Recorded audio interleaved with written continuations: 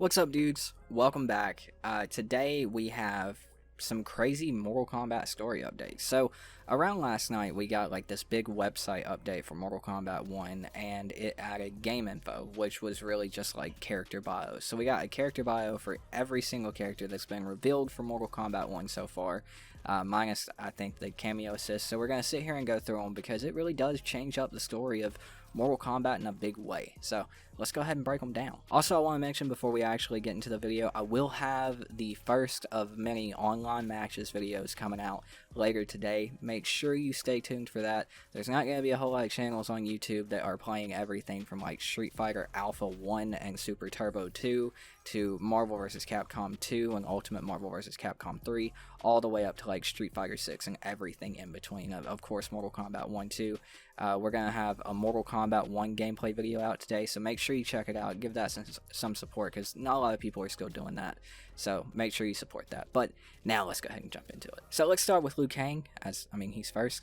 It says, having won control of the Hourglass, Liu Kang restarted history. He neutralized the threats and dangers that had come before, crafting a new era in which all beings would have the opportunity to find peace. But that peace is now threatened by an enemy that Liu Kang could have never anticipated. It will take all of his wisdom and experience to save not only Earthrealm, but all of reality. So, who is this danger that Liu Kang, who is this enemy that he could not have anticipated? He could never have anticipated. Who is this? Well, I've seen a lot of theories online saying it's Onaga. And that's definitely a good possibility, as he is mentioned in one of Liu Kang's intros, and I do think it's very convenient that they left that intro in the stress test for everybody to like see multiple times.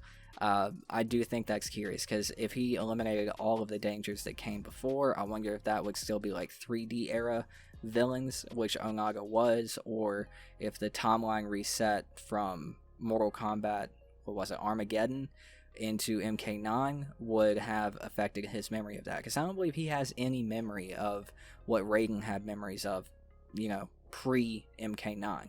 So that would be a good loophole to actually bring back big 3D era villains. But anyway, we have Sub-Zero as the Lin Kuei's Grandmaster. Sub-Zero leads his ancient warrior clan in the defense of Earthrealm from external threats. For centuries, it has been their solemn task. But Earthrealm hasn't been threatened in generations, and Sub-Zero sees no point in limiting his clan to preparing for dangers that may never come. Under his leadership, the Lin Kuei will come out of the shadows and fight for its place as one of Earthrealm's greatest nations. So, of course, this is behind Sub-Zero. It's already been revealed by intros with Liu Kang. We'll go ahead and go over to Scorpion, because his is a little bit more revealing. We already know what's going on with Sub-Zero. He turns evil, it probably turns into Noob Saibot in this game, but Scorpion's where it's at. It says, like his cherished father, Scorpion is dedicated to the Lin Kuei and its defense of Earthrealm. When his father died, Scorpion was bereft, though he took pride in knowing that his brother, Sub-Zero, would succeed their father as the Lin Kuei's Grandmaster. But Sub-Zero's unprecedented moves to cast off the Lin Kuei's traditional duties, have frozen Scorpion's enthusiasm. He fears that he may one day have to battle his brother for control of the Lin Kuei's legacy. Now, this basically says he's Kuai Liang without saying he's Kuai Liang. So, we have Sub-Zero and Scorpion, brothers. Scorpion's not Hanzo Hasashi in this game, but I do feel like Hanzo is going to come in one way, shape, or form. Like whether Hanzo was like a legend, and that's why Scorpion took on the role of Hanzo, or they go with Hanzo and Scorpion and Sub-Zero's dad were like really close, and Hanzo was the original Scorpion, so he took on the mantle. Or Hanzo's going to play like a Takeda role in this game, and he's going to come in as Kuai Liang's new Scorpion, as his best friend and right-hand man. There's a number of ways they could go about it, but I definitely see them bringing in Hanzo in some way, shape, or form. Maybe he was killed and like cursed, and he comes back in some way, shape, or form, kind of like in the Mortal Kombat movie. I think that would be interesting, but we'll have to see what they do. But now we got Kitana. Kitana has one purpose in life: to aid and protect her older sister Mileena as she prepares to rule Outworld one day. The steady-handed Kitana ignores the calls of those who advocate that she should replace her impulsive sister as heir. Instead, Kitana will defend the realm by fighting to make sure Mileena is the fighting to make Mileena the best empress possible. She will also fight to hide the dark secret that could end her sister's reign before it begins. So I think this is a really interesting choice. I mean, you're just reversing roles, but what does that entail when it comes to Kitana and Mileena and actually making them blood twin sisters? I think even though it's on paper a very simple change, I think on paper as well, there's a lot of things that go way deeper than that, and we're going to see very interesting plot lines like lay out in the game. I really hope they just don't go for like a simple like, I'm paranoid, I think you're gonna betray me, Kitana, even though you're my sister. You're wrong. I'm gonna fight you anyway because I'm Mileena and I'm supposed to be crazy. I really hope they make it deeper than that, but I do think it's an interesting dynamic for these two characters. And then we have Johnny Cage. I mean, he's literally just the same fucking character. It says, like many stars before him, Johnny became addicted to his fame. He came to measure his self-worth by his fans' adoration and their praise of him on social media. But with his star now fading, Johnny is fighting an uphill battle to remain relevant. He joins Liu Kang's Earthrealm champions, hoping that it will provide his career and his fame a desperately needed boost. Literally the same character, nothing else to say. Now we have Kenshi Takahashi. Once one of ancient Japan's most honored families, the Takahashis were decimated in battle. They lost everything, including the emblem of their power, the revered sword Sento. Those who survived joined the Bakuto, predecessor of the Yakuza, for its protection. 5 centuries later, Kenshi is raised on the story of his ancient family's exploits. Detesting his corrupt Yakuza life, he pines to free the Takahashis from the Yakuza's grasp and restore their name. But for his family to follow him, Kenshi must first fight to prove that he can lead. His first battle is to find and retrieve Sento. Now, I personally think Kenshi has one of the most interesting stories so far in this game. He's got one of the most interesting gameplay styles, being a puppet character, Mortal Kombat's first ever puppet character. He's got a really cool design, like as far as aesthetics and like costume design. I think he is one of the most interesting characters, if not the most interesting character we've seen so far, like revealed, period. Now we move on to my favorite character in Mortal Kombat, Kung Lao. I'm always a fan of the right-hand men, the hot-headed best friends of the main character, Ken, Kung Lao. I can't help it, man. Born and raised in the village of, I'm not going to butcher that, I'm so sorry. Kung Lao has spent his life toiling in the fields. It has been an honorable life, if not a glorious one. Kung Lao's greatest fear is that his life will amount to nothing. I feel that, dude. He prays fervently for... Yeah, I think that's how you say that he will be called to do something bigger. His prayers are answered when he is asked to join the champions of Earthrealm. As a warrior fighting for his honor, Kung Lao knows that his victories will be long remembered. So, same character, right? I mean, pretty much, dude. Yeah, Kung Lao's the same, alright. Mileena. Born mere seconds ahead of her twin sister, Mileena is the rightful heir to Outworld's throne. But even so, there are those who distrust Mileena's impulsiveness.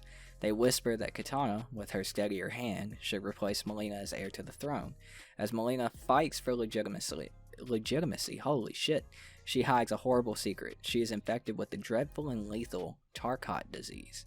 Were her affliction found out, Mileena would be forced into battle to save her throne. I think this is really interesting.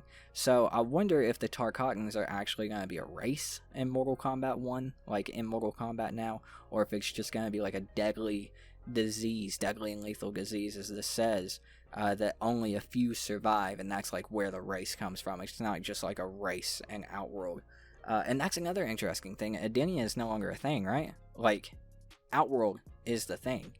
That's what they are like heir to the throne of. So like there is no Prince Jared and Queen Sindel, King Jared and Queen Sindel of Edenia. It is King Jared and Queen Sindel of Outworld, and that's where they come in. I think that's really interesting, and that means that like bright and colorful design that we thought could have been Edenia, that is Outworld, man. So there's definitely a different aesthetic going on in Mortal Kombat that's very interesting. But I do wonder, like I was saying, I wonder if the race thing comes from the people who survive this disease, and that's like where we get Baraka and Mileena and like all the other Tarkatans, and she gets exiled into that race when she eventually fully transforms into a Tarkatan. I'm really interested about that. And then last but definitely not least, we have Raiden in the village of, not gonna pronounce that, same village as Kung Lao. Raiden was known for his kindness and his charity. He was happy to spend his days tending to the fields as well as to his friends and family. So when he is asked to leave that place and become one of Earthrealm's champions, Raiden hesitates, but he soon realizes that to best serve his village, he must join them.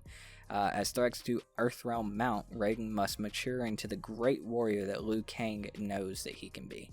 So, definitely a different person. Our Raiden is dead. He gave his powers to Liu Kang, and he helped him reshape the universe, but he's dead. So this is a different character. This is why we actually get culture appropriate Raiden now, which is, I mean, it's great. So yeah, I think all of this is very interesting. All these characters have basically new stories except for Kung Lao and Johnny Cage and Sub-Zero. Those are just the same character. I think the stories I'm definitely the most interested in are Mileena's and Kenshi's so far.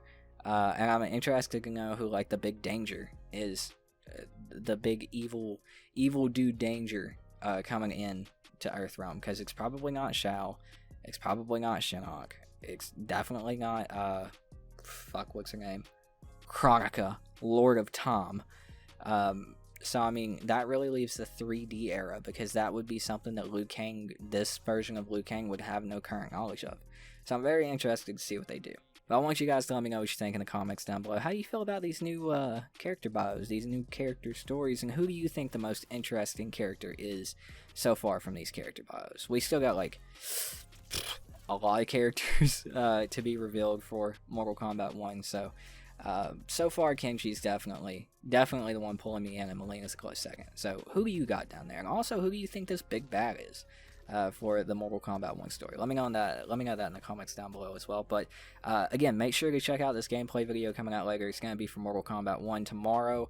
We're going to have a Street Fighter Online matches video, and then the day after that we're going to go back to some MK1. I made sure to wait until after the beta was over, everybody else got done uploading all their MK1 gameplay, so when people were fiending for it and needed another fix, I could be there and give it to them. You know what I'm saying?